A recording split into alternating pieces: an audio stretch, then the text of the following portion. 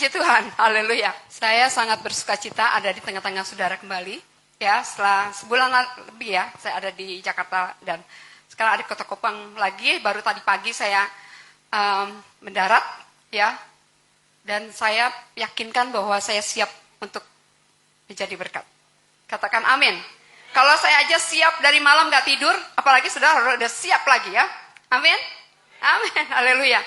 Saudara, tema saya kali ini adalah tentang ketaatan.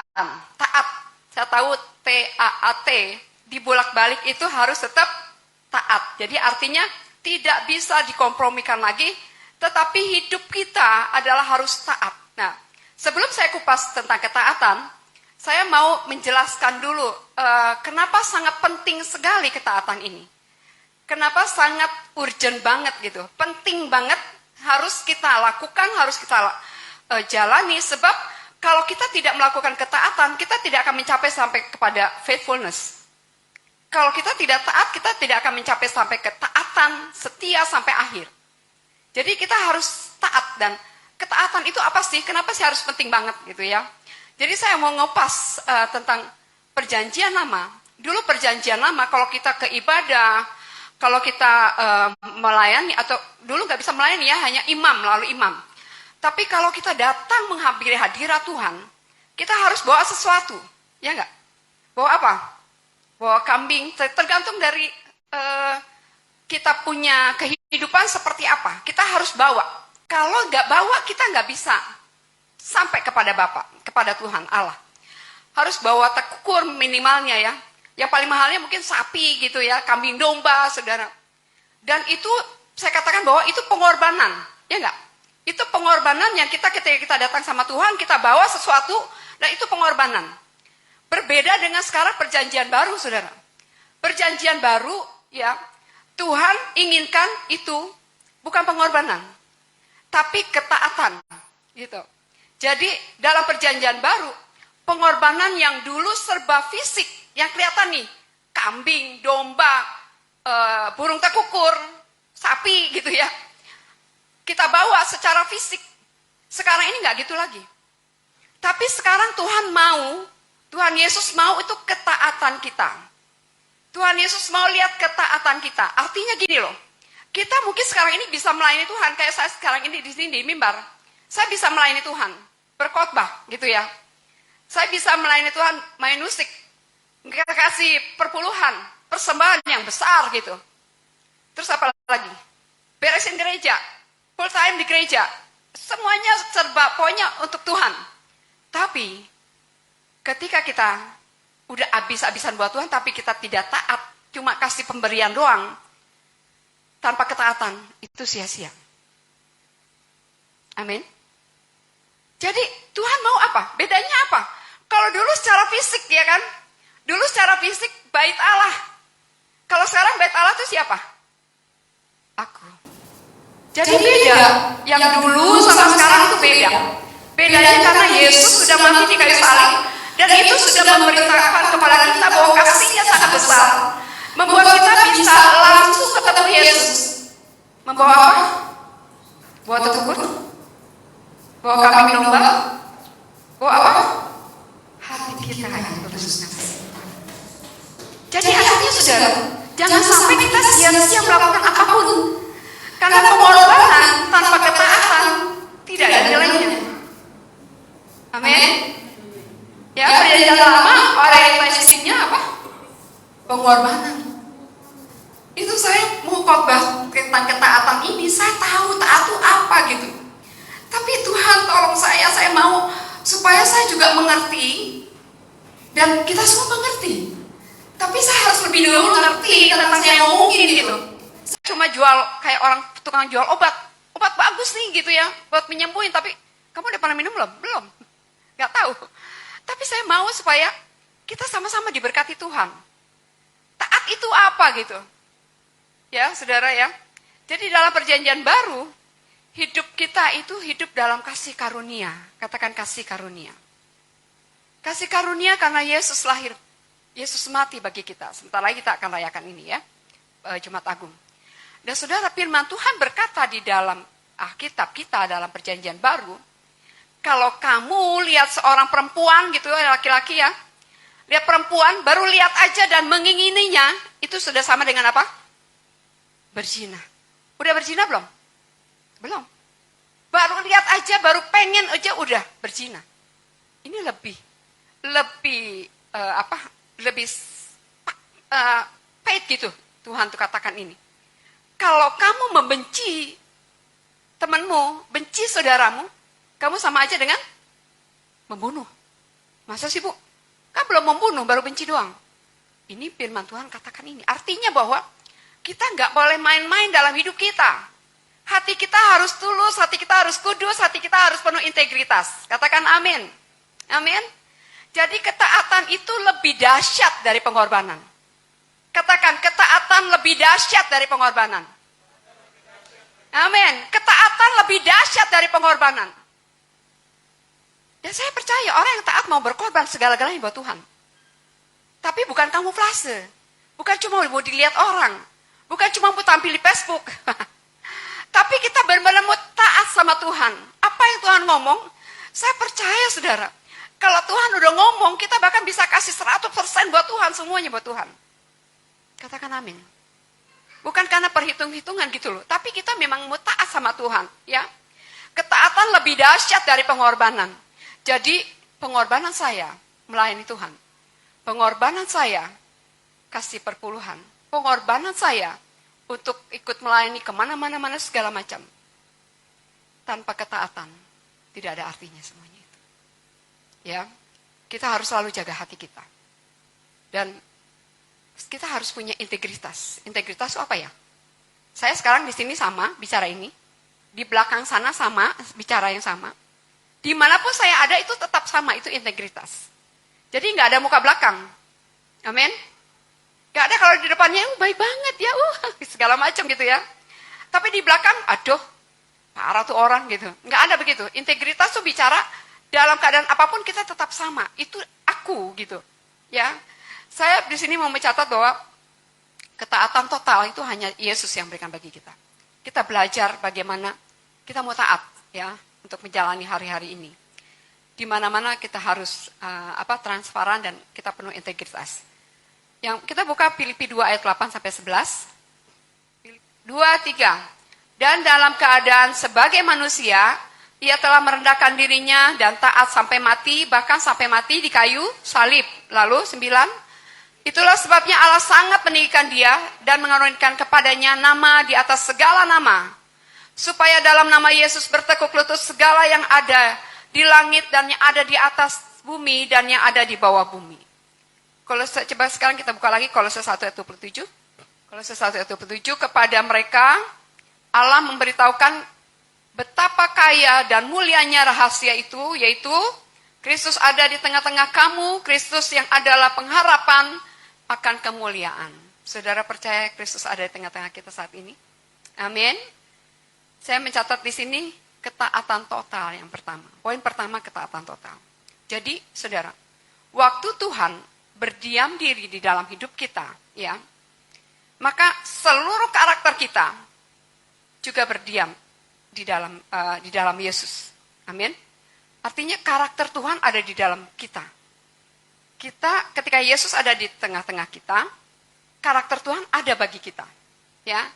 Apakah yang membuat kemuliaan dan kualitas Tuhan tinggal di dalam kita itu dapat muncul? Jadi orang kan maunya kelihatan muncul. Ini orang benar gak sih berkarakter Kristus gitu ya? Bagaimana karakter Tuhan yang tersembunyi itu bisa dimanifestasikan? Gimana caranya? Ketaatan adalah sebuah jalan yang ditempuh Yesus Kristus sebagai anak Allah, ya anak Bapa, anak yang tunggal. Jalan ketaatan adalah jalan Sang Raja. Disitulah dimunculkan bagaimana kemuliaan Tuhan. Itu tadi kita baca ya. Taat dan dia dimuliakan dan dia di atas nama segala nama. Dan segala lutut bertelut, segala lidah mengaku bahwa hanya Yesus Kristus Tuhan. Katakan amin. Amin. Jadi saudara, kualitas kehidupan seseorang. Kalau kita mau berkualitas, dilihatnya itu ya dari ketaatannya akan kehendak Tuhan. Akan kita menjalani apa yang Tuhan mau dalam hidup kita. Sebenarnya bukan cuma apa yang Tuhan mau dalam hidup kita, tetapi kalau bicara taat itu apa yang Tuhan perintahkan. Kalau perintah itu udah harus, ya enggak? Jadi enggak cuma ngomong gitu, tapi perintah. Kita bicara taat karena kita mematuhi perintahnya Tuhan, ya. Jadi kalau seseorang mau berkualitas, hidup kita harus taat sama Tuhan. Itu kita otomatis akan berkualitas. Karena ketaatan itu memang ada di dalam, saudara. Ketaatan itu nggak muncul, tapi muncul ketika kita melakukan segala sesuatu dengan ketaatan kepada Tuhan. Ya, ketika kita taat, surga bahkan menjadi takjub. Wih, saya catatnya luar biasa ya. Surga tuh takjub sama saudara, karena saudara taat. Dan dia kagum melihat kita, gitu saudara. Firman Tuhan berkata bahwa Yesus taat kepada Bapaknya sampai mati di kayu salib. Ya, dan Tuhan berkata gini, jadilah kehendakmu, ya, bukan kehendakku. Saudara bisa berkata itu sama Tuhan? Selalu kehendak Tuhan yang terjadi dalam hidup kita. Ya. Jadi pertempuran rohani kita adalah tetap berjalan di dalam ketaatan. Pertempuran rohani kita setiap harinya itu selalu hidup di dalam peperangan, saudara. Kalau saudara belum merasai hari ini peperangan biasa-biasa aja, berarti saudara masih berkawan dengan yang namanya iblis. Iya enggak? Kalau kita udah jadi musuhnya iblis, pasti kita akan selalu berperang melawan dia. Jadi kita harus hati-hati dalam hidup ini. Kalau saudara masih enjoy dengan hidupmu, saudara masih suka gak apa-apa lah gitu ya. Berarti dan tidak ada merasa peperangan dalam hidup kita setiap harinya. Berarti kita ada kawan karibnya, si iblis. Tapi ketika kita menyadari bahwa iblis adalah lawan kita dan dia terus mengawang setiap hari untuk menerkam kita.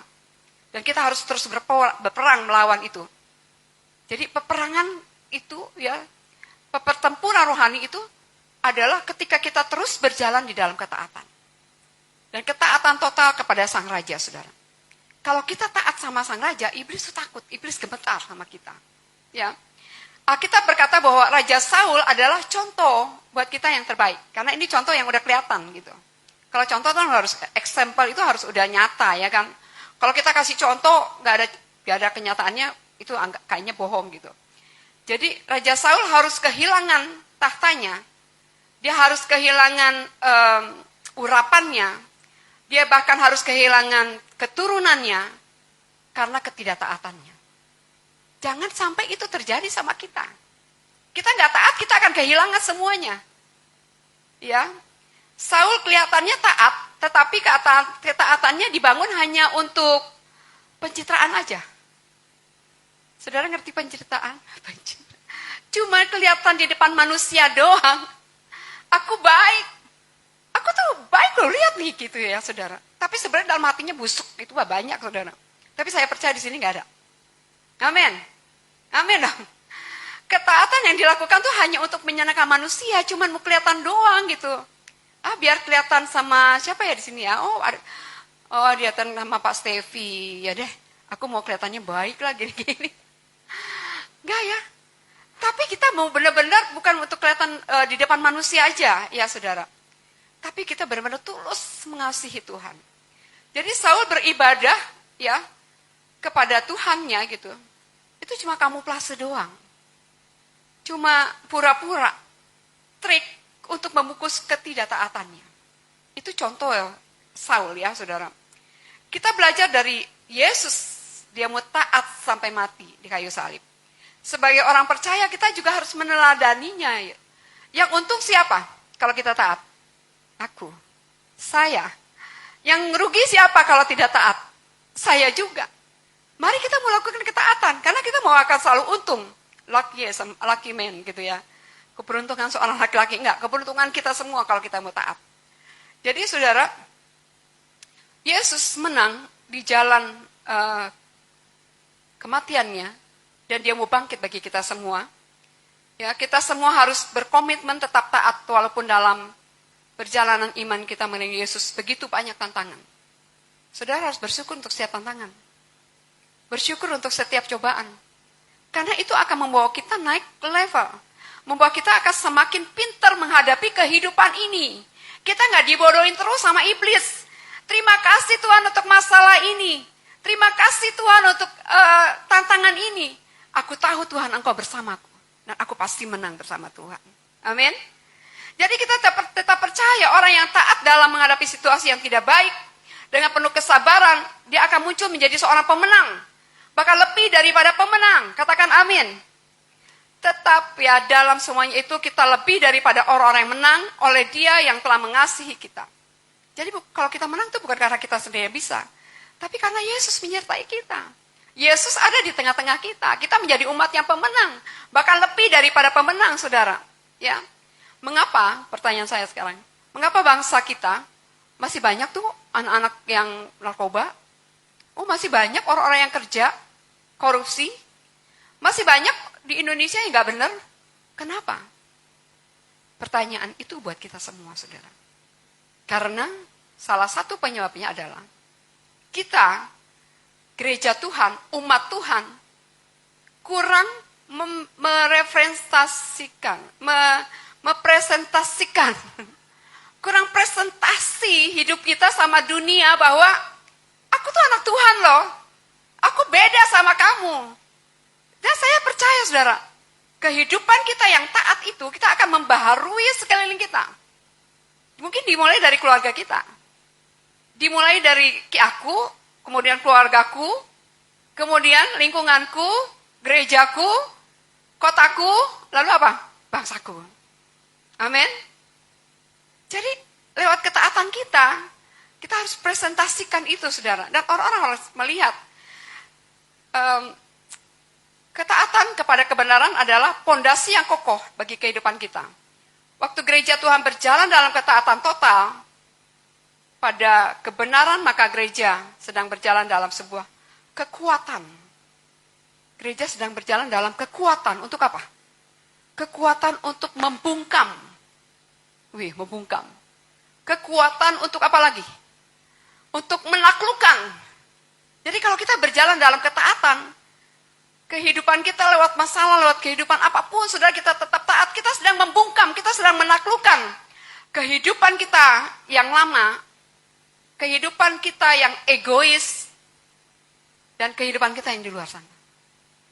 Itu kalau egois kan kelihatannya dari dalam, ya kan. Tapi kalau kita mau taat, saudara sedang mengungkapkan semuanya itu. Dan saudara, ketaatan adalah kekuatan yang bisa membawa mujizat kemenangan. Katakan amin. Amin. Dalam Alkitab kita menemukan tokoh, nih saya bacakan ya. Yang pertama, banyak sekali sebenarnya tokoh-tokoh yang hebat untuk menjalankan ketaatan. Yang pertama itu Tuhan Yesus pastinya.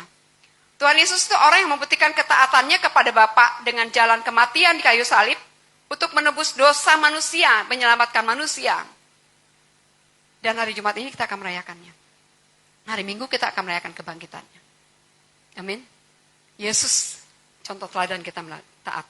Yang kedua itu Abraham, Bapak Abraham. Abraham ketika mendapat panggilan, Hendrik kamu pergi. Kalau Hendrik kan udah tahu nih, Kupang gitu ya kan.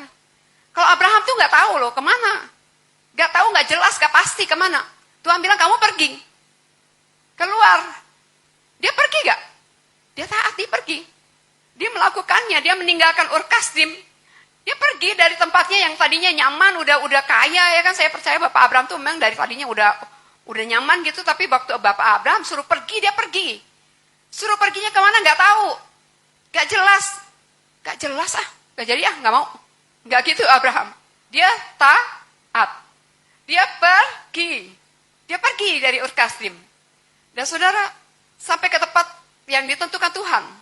Lalu ketika Abraham dan Sarah ya sudah menikah, sudah berpuluh tahun, sampai Abraham berumur berapa? Di usia 100 tahun loh, baru dia punya anak. Waktu usia 100 tahun dia baru punya anak. Bayangin, anak yang diminta sama Tuhan. Sarahnya udah nggak bisa punya anak lagi, tapi Tuhan kasih mujizat, kasih anak. Siapa nama anaknya? Ishak. Jangan salah ya. Namanya, nanti kalau di sini ada Bapak Abraham, namain anaknya Ishak. Waktu lahir Ishak, lucu, Ishaknya cakep banget gitu ya. Aduh, ini anak yang aku banggakan gitu, saudara. Lalu apa yang Tuhan mau? Tuhan suruh apa? Mempersembahkan Ishak bagi Allahnya. Saudara, susah banget itu ya. Saya bayangin susah banget gitu. Tapi Abraham juga taat. Kasih anaknya Sampai anaknya tanya, saya tahu tuh begitu betapa mirisnya bapaknya ketika anaknya tanya, "Bapak, ini udah ada kayu api, ini udah ada segala macamnya. Terus korbannya mana, Bapak?" Mungkin Ishak, Salomo umur berapa sekarang? Mungkin Ishak udah agak gede, udah ngerti gitu loh, saudara. Jadi nanya, dan saya tahu Salomo tuh Salomo lagi, Ishak itu Ishak itu udah biasa lihat bapaknya mempersembahkan korban, ya kan? Makanya dia tanya, korbannya mana, Pak? Kok nggak ada korbannya? Lalu Abraham mengikat dia. Dan saudara, pasti ya seorang bapak, saya yakin banget ini susah sekali. Mau anaknya 12, 10, 11, 12. Satu diminta pasti nggak bisa. Tapi dia taat loh, dia kasih. Dan harga ketaatan itu Tuhan kasih berkat yang berlimpah-limpah sampai Abraham disebut apa? Bapa dari segala orang percaya. Ya, lalu siapa lagi? Nuh. Seorang yang taat mengikuti perintah Tuhan, membuat bahtera di atas gunung Ararat. Dan karena ketaatannya maka seluruh keluarganya diselamatkan. Ini juga gak gampang ya. Orang lagi panas-panas, lu ngapain lu kamu bikin kapal di atas itu gunung? Ih gila ya Nuh ya, masa bikin kapal di atas gunung? Bikin kapal di mana saudara? Di laut tuh, di mana di Tenau. Dan waktu Nuh disuruh bikin kapal di atas gunung, dia taat. Karena Tuhan udah terlalu muak lihat kelakuan manusia. Dan Nuh dan keluarganya diselamatkan Tuhan. Lalu Ayub, dia juga taat kepada Allah dalam menghadapi ujian yang berat. Ya hartanya ludes, anaknya mati. Ayub tetap bertahan dengan imannya. Sekalipun istrinya udah ngolok-ngolok dia. Tapi Ayub masih berkata, masa kita mau cuma terima yang baik aja? Hebat ya. Kita belajar nih tentang ketaatan-ketaatan dan ternyata mereka diberkati Tuhan. Ayo kita mau taat buat Tuhan. Apa yang mau Tuhan perintahkan buat kita, kita lakukan. Untuk kemuliaan Tuhan. Amin. Amin saudara. Masih banyak lagi. Siapa lagi? Petrus. Simon Petrus. Dia seorang nelayan. Yesus seorang apa? Nelayan juga? Bukan. Yesus itu seorang tukang kayu. Lalu waktu Yesus suruh tebarkan jalannya, si Simon Petrus bilang apa? Aduh guru, udah semalaman saya cari ini nggak dapat ikannya. Tapi dia tebarin juga loh jalannya. Itu taat saudara. Padahal dia tahu Yesus itu bukan ahlinya nelayan. Tapi dia ahlinya segala macam. Ya amin. Dan waktu dia tebarkan jalannya itu sampai terkoyak. Kalau Pak Sepi dapat ikan sampai terkoyak itu jalannya. Kita bisa makan kenyang itu. Itu ketaatan saudara. Ya, mari kita mau taat. Total taat buat Tuhan Yesus. Hal yang kedua saya catat di sini adalah arti pentingnya ketaatan. Daniel 3 ayat 16 sampai 18. Kita baca Daniel 3 ayat 16 sampai 18. Yang sudah ketemu katakan amin. Belum? Daniel 3 ayat 16 sampai 18. Kita baca sama-sama. Lalu Sadrak, Mesak dan Abednego menjawab Raja Nebukadnezar, tidak ada gunanya kami memberi jawab kepada Tuanku dalam hal ini. Jika Allah kami yang kami puja sanggup melepaskan kami, maka Ia akan melepaskan kami dari perapian yang menyala-nyala itu dan dari dalam tanganmu ya Raja. Tapi, nah ini dia. Seandainya tidak, baca yang keras. Hendaklah Tuanku mengetahui ya Raja, bahwa kami tidak memuja dewa Tuanku dan tidak akan menyembah patung emas yang Tuanku dirikan itu. Luar biasa ya. Mau ditolong gak ditolong?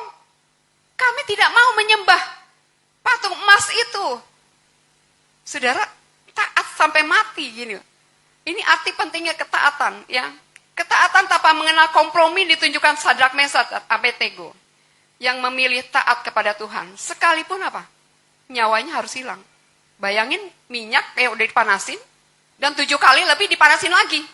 Bahkan orang yang mau buang mereka aja mati semuanya, saudara. Tapi apa yang terjadi dari ketaatan itu? Ada mujizat. Amin. Jadi taat itu adalah pintu mujizat Tuhan bagi kita semua. Amin.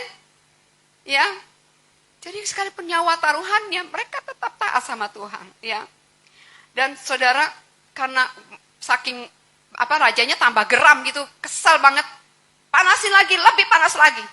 Wih, tapi kemudian raja ini takjub karena Allah yang disembah oleh Sadrak, Meshach, dan Abednego itu adalah Allah yang hidup. Dia adalah Allah yang sama yang kita sembah. Dia tetap ada bagi kita semua dan membukakan mujizat demi mujizat bagi kita semua. Amin. Pengalaman dahsyat ini terjadi karena mereka taat kepada Tuhan, tidak mau menyembah Allah lain selain Tuhan Allah Abraham, Ishak dan Yakub. Nah, sekarang pertanyaannya, saudara, apakah saudara masih taat kalau saudara dihadapkan dalam masalah seperti itu? Mari kita mau taat sama Tuhan sampai mati. Dan kita akan melihat jalan keluar yang Tuhan berikan bagi kita semua, ya. Lalu saudara, hal yang ketiga, berkat orang taat kepada Allah. Nah, ini udah berkat, senang ya saudara, ya. Dapat melihat mengalami mujizat Tuhan yang pertama. Dalam ketaatan akan meruntuhkan tembok kemustahilan. Kalau tembok ketidakmustahilan itu berarti mustahil.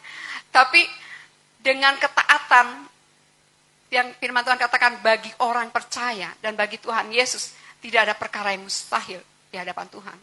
Semuanya bisa menjadi mungkin karena Tuhan kalau kita taat. Ya, ketaatan akan meruntuhkan tembok kemustahilan.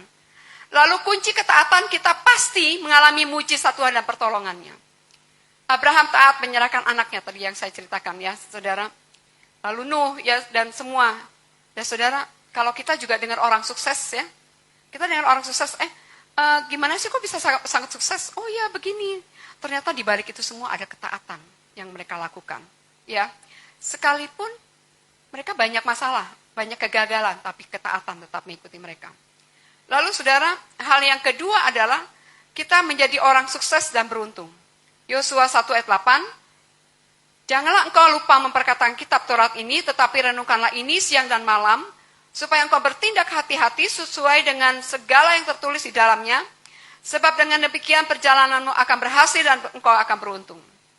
Jadi saudara, selalu utamakan Tuhan, baca firman Tuhannya setiap hari, di sini banyak janjinya Tuhan. Iya kan? Dan firman Tuhan ini ya dan amin. Apa yang Tuhan perintahkan itu saudara lakukan dengan taat, penuh ketaatan buat Tuhan. Banyak kegagalan mungkin dalam hidup kita, tetapi mari kita selalu taat sama Tuhan. Di balik ketaatan itu ada banyak mujizat yang Tuhan lakukan bagi kita semua. Amin. Saudara, saya mau ini diingetin. Satu kali gini, perjalanan hidup saya. Satu kali saya mau antar Pak Dedi, dia lagi mau jadi dokter di sebuah rumah sakit di Bekasi. Lalu Pak Dedi bilang gini, "Ma, kamu gak usah turun ya, biar saya aja yang ketemu sama yang punyanya gitu." Lalu saya taat. Padahal saya juga pengen turun juga saudara, tapi ya udahlah itu.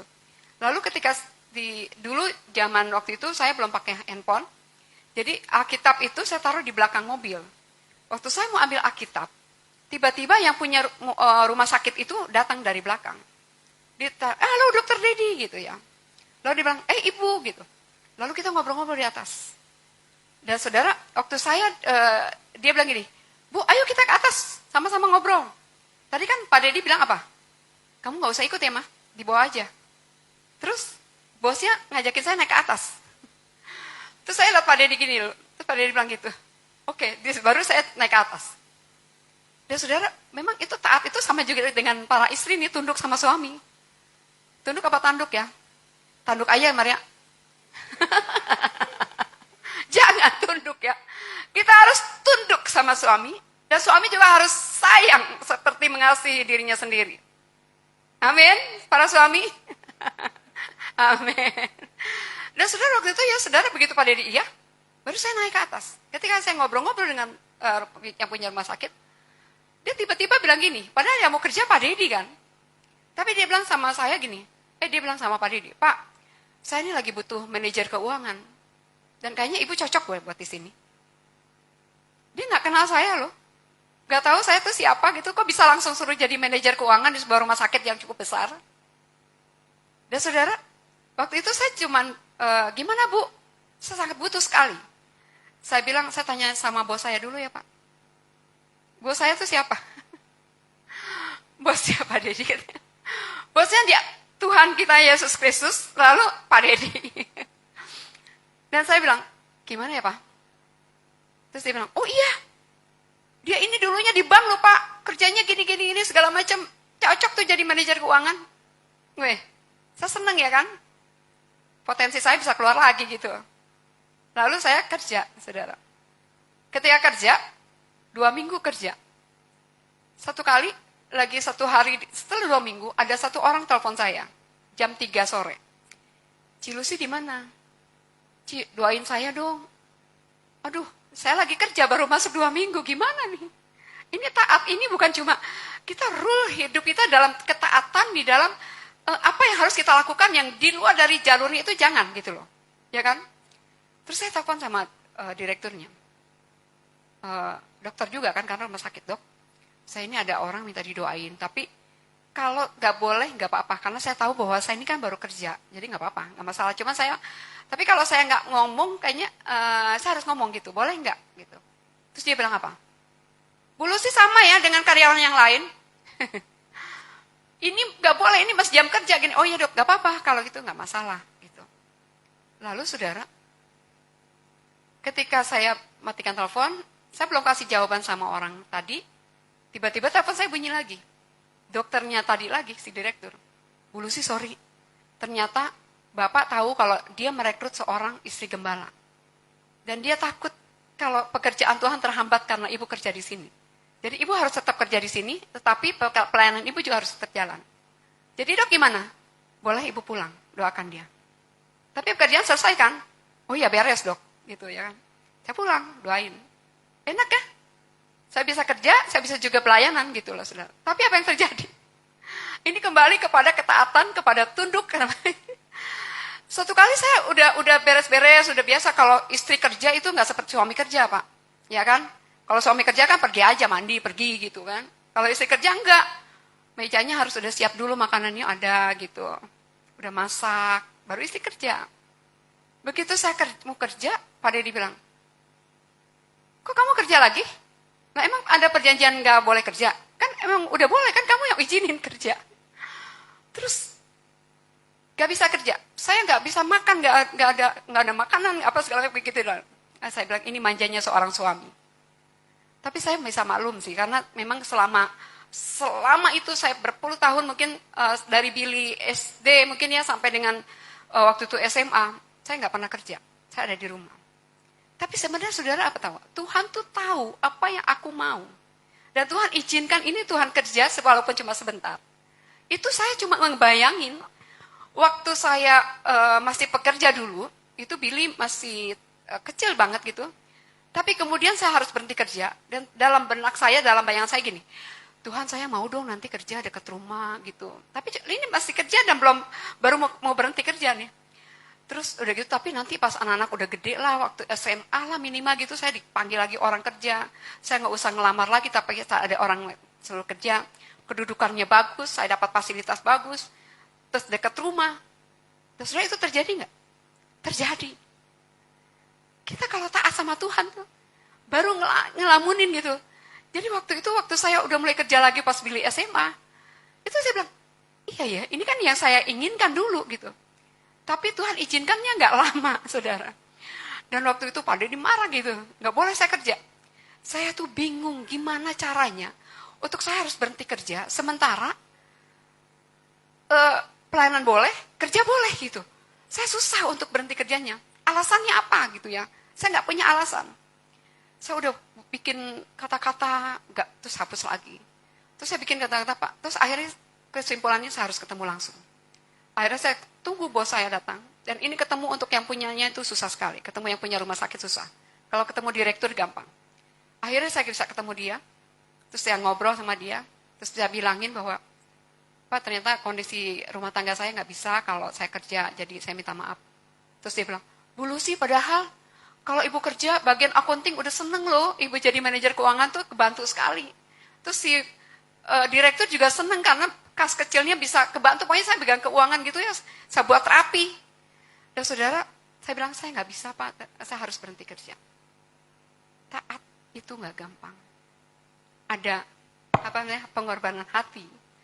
Tapi saudara, di balik ketaatan itu ada berkat Tuhan yang Tuhan siapkan bagi kita semua.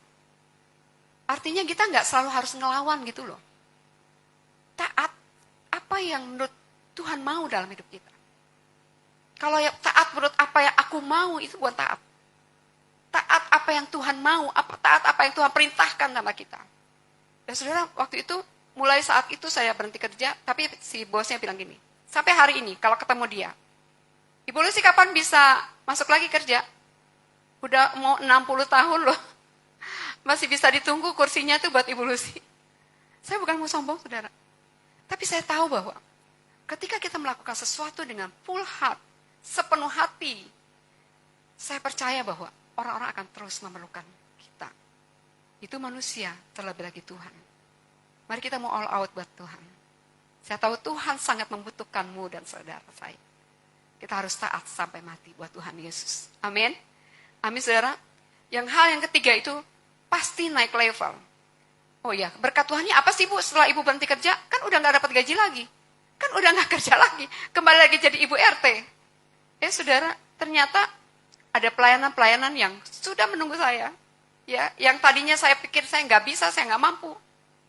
Misalnya apa sih, Bu? Gitu ya. Misalnya gini, satu kali Pak Dedi diundang khotbah di satu perusahaan, PT Makariso namanya. Terus ternyata Pak Dedi nggak bisa, ada halangan. Terus kemudian, "Mah, kamu aja." Waduh, aku kan nggak pede. Yang diundang nggak Pak Dedi, gitu ya. Nggak pede. Lalu, "Nggak apa-apa, kamu pergi aja." Terus saya ajak sekretaris gereja, "Yuk, Van, ajak temenin tante ke sana." Ketika saya melayani, itu gemeterannya setengah mati, saudara. Di depan saya tuh bos-bos kayak gini nih. Di depan saya ini semua bos-bos. Katakan amin. Amin. Di depan saya ini orang-orang yang berhasil, katakan amin. Di depan saya ini orang-orang yang hebat, katakan amin. Amin. Aminnya harus benar, jangan kayak ketawa kayak ngeledek. Benar, amin. Amin. Dan saudara, waktu itu saya di depan saya di tema Kariso itu, waduh, orang-orang hebat nih, gitu ya. Tuhan tolong, semakin saya bergantung sama Tuhan. Semakin Tuhan, saya nggak mampu Tuhan, saya nggak bisa Tuhan. Terus ketika saya khotbah, saya jeder bicara. Habis selesai khotbah yang luar biasa apa, saudara? Itu yang membuat khotbahnya, dia bilang, "Bu Lucy, kapan bisa khotbah lagi ya, sama jadwalin?" Wow, di luar dari pemikiran saya. Dan saya tahu itu semua karena Tuhan. Saya nggak bisa apa-apa. Tuhan yang memampukan saya. Amin. Amin. Hal yang ketiga, berkat yang saudara akan dapatkan, pasti naik level. Orang taat pasti dipromosikan Tuhan. Orang taat pasti naik level. Orang taat pasti jadi kepala dan bukan ekor. Haleluya. Amin.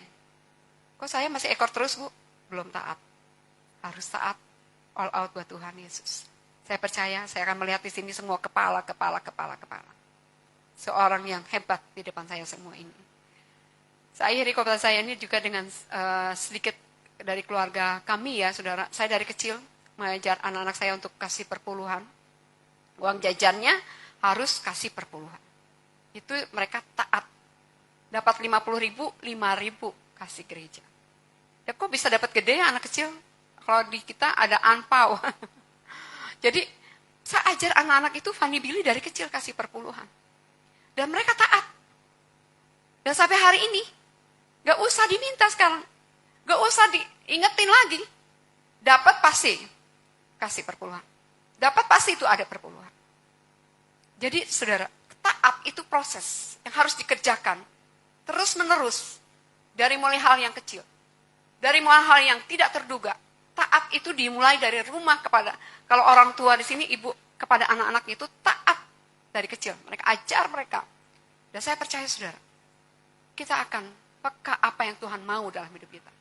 Kalau kita sering gak ngerti, Ibu apa sih yang Tuhan mau? Baca firman Tuhannya. Terlalu banyak yang Tuhan perintahkan bagi kita semua. Dan keberhasilan, kesuksesan, kemenangan, mujizat, promosi. Ketika kita taat akan Tuhan, Tuhan siapkan bagi kita semua. Amin. Amin, saudara. Ya, kalau Tuhan memberkati Abraham, Ishak dan Yakub dengan berlimpah-limpah, Tuhan juga pasti persiapkan berkatnya buat kita semua. Ya, jadi ketaatan yang bagaimana yang sedang saudara miliki, ada harga yang harus dibayar untuk sebuah ketaatan.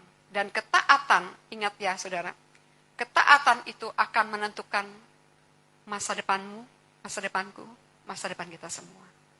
Ketaatan menentukan apa? Masa depan yang penuh dengan harapan. Yeremia 29 ayat 11. Mari saudara saya ajak berdiri. Kita akan naikkan pujian yang tadi.